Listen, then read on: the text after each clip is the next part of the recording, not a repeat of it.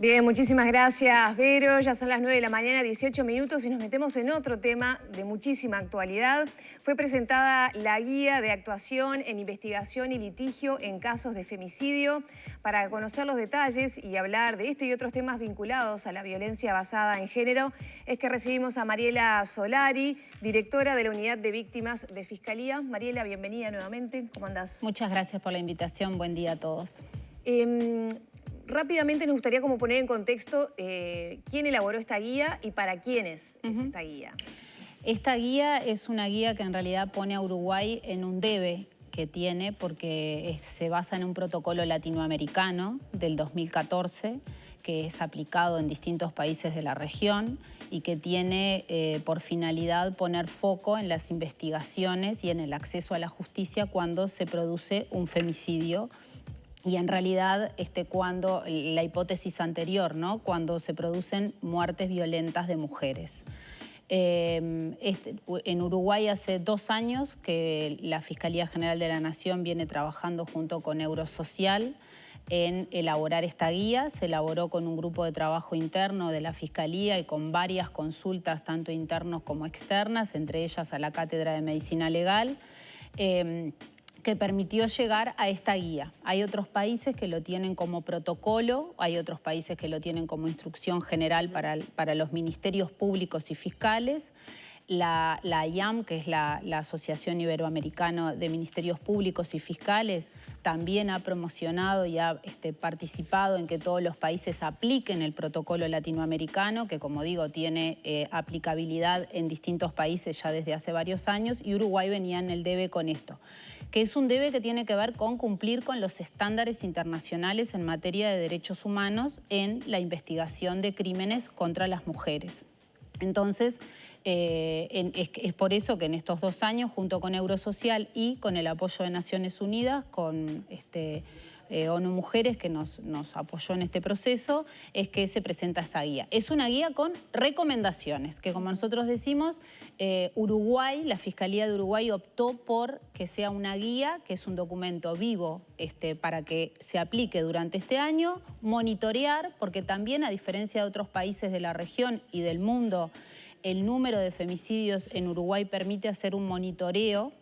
Entonces eso nos va a permitir ver la aplicabilidad o no que tiene esta guía y sobre todo los equipos fiscales, que son los que llevan adelante la investigación y el litigio, poder levantar las opiniones en el acierto o en el error de lo que hoy plantea esta guía y revisarla y hacer una adaptación estrictamente a la realidad local. Mariela, y ya hay algunos aspectos que pueden generar polémica, ¿no? Porque en esta guía se marca que cualquier muerte violenta de mujer debe ser presumida como femicidio. Sí, ¿cuál es la visión que orienta eso? Hay que ser muy preciso en los términos, ¿no? No es presumida como femicidio, ni tampoco quiere decir que ya se tipifique ni que se diga ya es un femicidio. Lo que plantea el protocolo latinoamericano es que las muertes violentas en contextos violentos, ¿no? Y acá me parece que también hay que ser claro porque a veces se tiende a banalizar o a simplificar o casi ridiculizar diciendo una mujer muere en un accidente de tránsito y es un femicidio, o hay una pelea y una mujer... No, estamos diciendo muertes violentas en contextos que la policía y el equipo fiscal que van al lugar del hecho identifican en el contexto elementos que puede tener como primera hipótesis un femicidio. Es una hipótesis. Si entendemos el concepto de hipótesis, quiere decir que es una de las hipótesis. O sea, es para partir de la base del femicidio que ahí empiece la línea de investigación. Exacto. Digamos. ¿Y en qué está fundamentado? Esto no es antojadizo y muchísimo menos es un invento ni de Uruguay ni de la Fiscalía. Vuelvo a repetir, venimos de atrás en esto.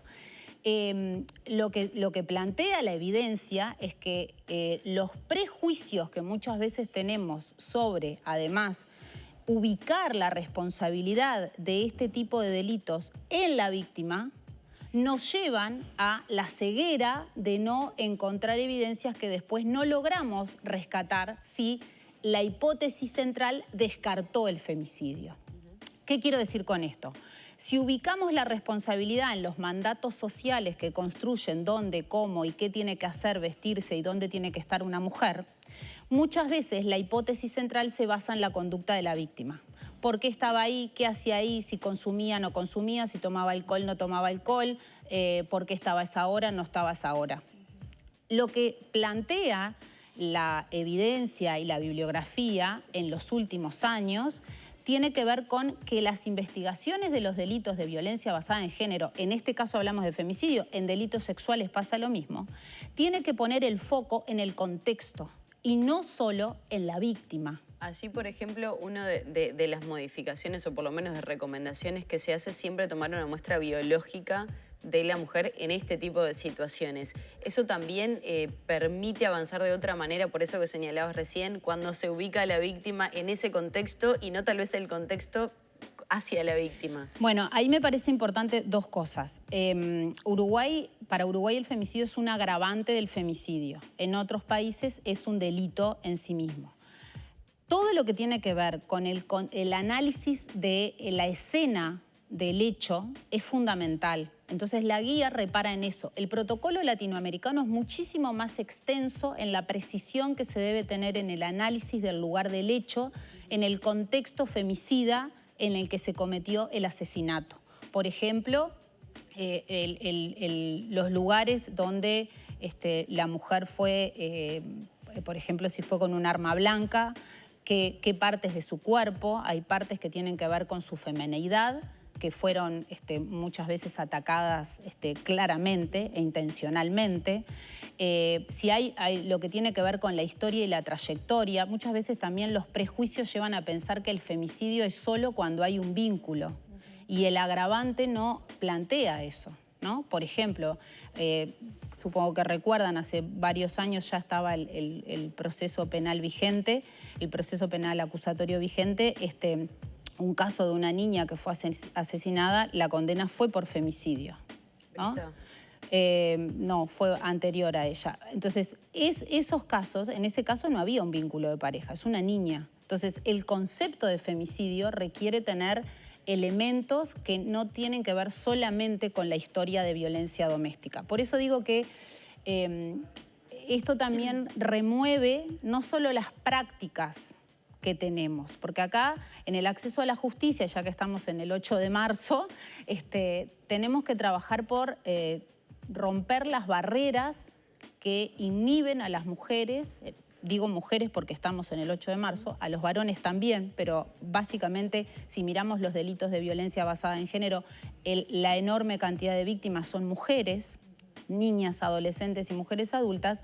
Tenemos que derribar esas barreras que desde poder decir en el entorno lo que pasó, hacer la denuncia y acceder a la justicia, que aún después de asesinadas, también se ven sometidos los sobrevivientes del entorno a las barreras del acceso a la justicia. Mariela, también estamos, creo que por los últimos hechos ocurridos de público conocimiento, ante una realidad de una sociedad que se resiste mucho a esos cambios. De hecho, siempre se está poniendo en duda la palabra de la mujer. Ustedes han trabajado con algunos de estos casos que tomaron carácter público.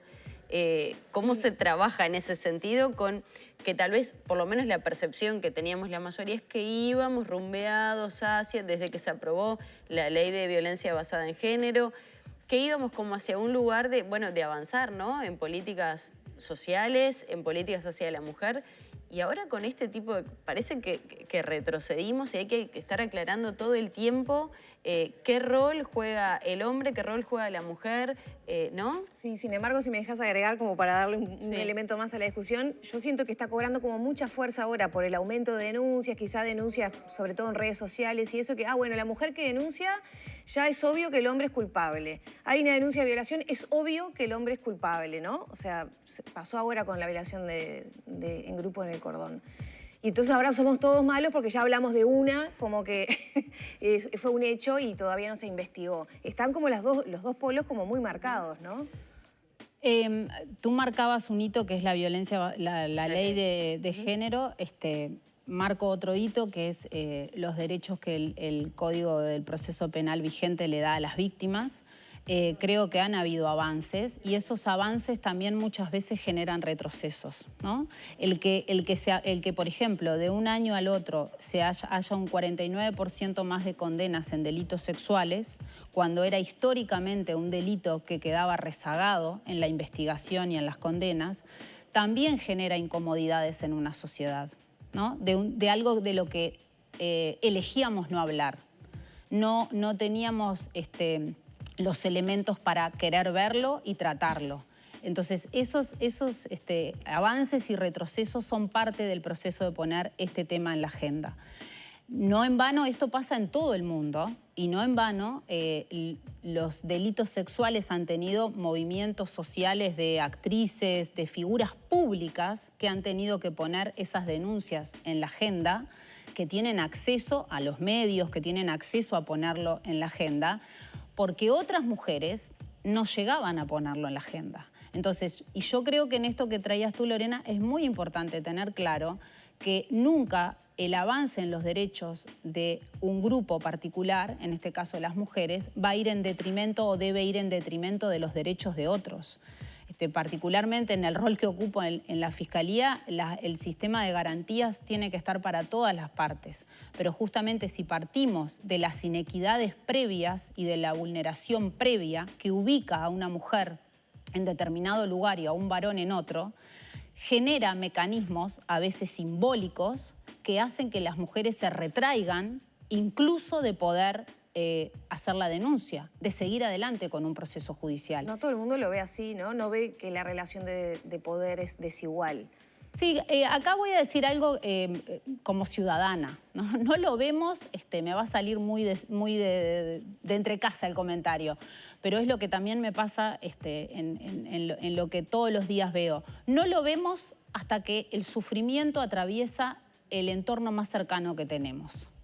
Cuando esto pasa, y he escuchado frases como, pero mirá que a ella sí le pasó. Tengo una sobrina que le pasó tal cosa, pero mirá que a ella sí. Y acá tenemos que tener claro que el mirá que a ella sí está dejando en evidencia que creemos que hay otras que ella no. Los derechos humanos y los derechos de las personas son para todas las personas. Las que nos caen bien, las que nos caen mal, las que creemos que no se comporta como debería comportarse. Porque ahí estamos juzgando el comportamiento de esa persona según un patrón que nos enseñaron durante años qué es lo que debe hacer fulana o fulano. Y acá, vuelvo a decir, no es la conducta de la víctima, es el hecho que sucedió. Ahora, lo que se debe juzgar. Mariela, pensando en todo lo que está pasando también, ahora, por ejemplo, hay una denuncia pública a través de redes sociales que no se ha efectivizado, por lo menos hasta la información que tengo en el sistema judicial o ante la policía, de un legislador, por ejemplo, para ir a un hecho puntual que tomó carácter público y que tuvo sus consecuencias, incluso hasta un pedido de licencia. Las mujeres muchas veces se sienten desamparadas ante determinadas circunstancias y por eso apelan a este sistema de denuncias, porque tengo casos cercanos, y los he contado públicamente, de personas que han denunciado abusos que no terminan en una violación, pero sí son abusos, y son tan difíciles de comprobar muchas veces, y esa persona no tiene las garantías, que en definitiva terminan por cerrarse esos casos, se archivan y nunca tienen una condena para la persona que realizó esos actos.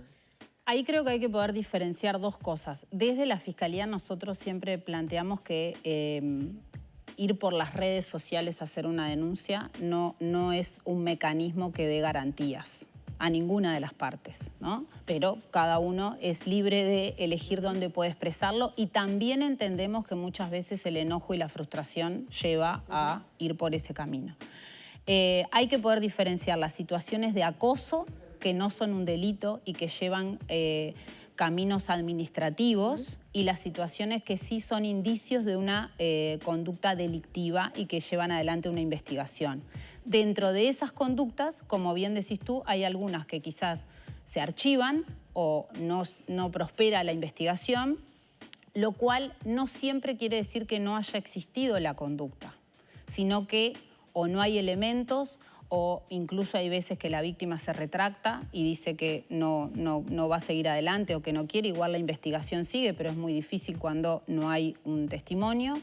Entonces, frente a esos casos yo entiendo que aún queda mucho por hacer, porque justamente es lo que venimos a plantear tanto con esta guía como con la otra. Hay otra guía que se hizo el año pasado sobre estereotipos de género, una guía sobre investigación y atención a víctimas de delitos sexuales y explotación.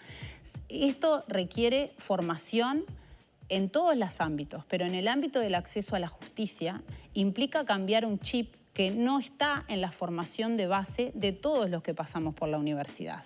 Entonces, y aparte es cambiar un chip y tomar elementos que no son una moda.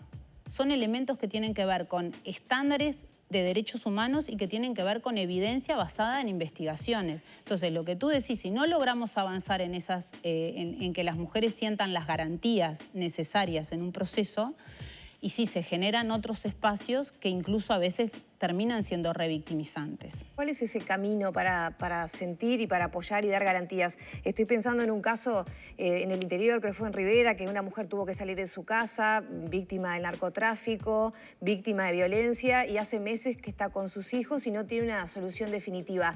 ¿Qué tipo de apoyo se le da a víctimas de ese tipo? Que obviamente es una mujer sola con varios niños, víctima por donde se la mire, ¿no? Sí, voy a decir una frase que quizás ya me la escucharon. Cuando se llega a la justicia penal se llega tarde y mal como Estado. Porque la respuesta, una cosa es la persona que es víctima de un delito, pero que además arrastra una trayectoria de victimizaciones, que el ser víctima de un delito es una parte en lo que se exige una respuesta mucho más integral, ¿no? Y en lo que hay otros organismos que tienen que intervenir, que no es solo la respuesta judicial. La respuesta judicial muchas veces es una parte mínima en una cadena de sufrimientos y vulneraciones. Entonces ahí creo que lo que tiene que ver con los servicios que están en la comunidad, ¿no? En el barrio, los servicios que tienen que ver con el InMujeres, en Montevideo con las comunas mujer, que tienen servicios especializados que pueden acercarse. Las mujeres tienen que ser espacios cercanos, no pueden ser barreras burocráticas, institucionales que desestiman que las mujeres puedan acceder a eso. Y en el caso de las mujeres que tienen hijos, es muchísima más dura la barrera a poder franquear, porque todo lo que tiene que ver con los cuidados, con la protección de sus hijos, la condena social de que muchas veces escuchamos, ¿no? Eligió mal, y ahí vuelvo a lo que dije hace un rato.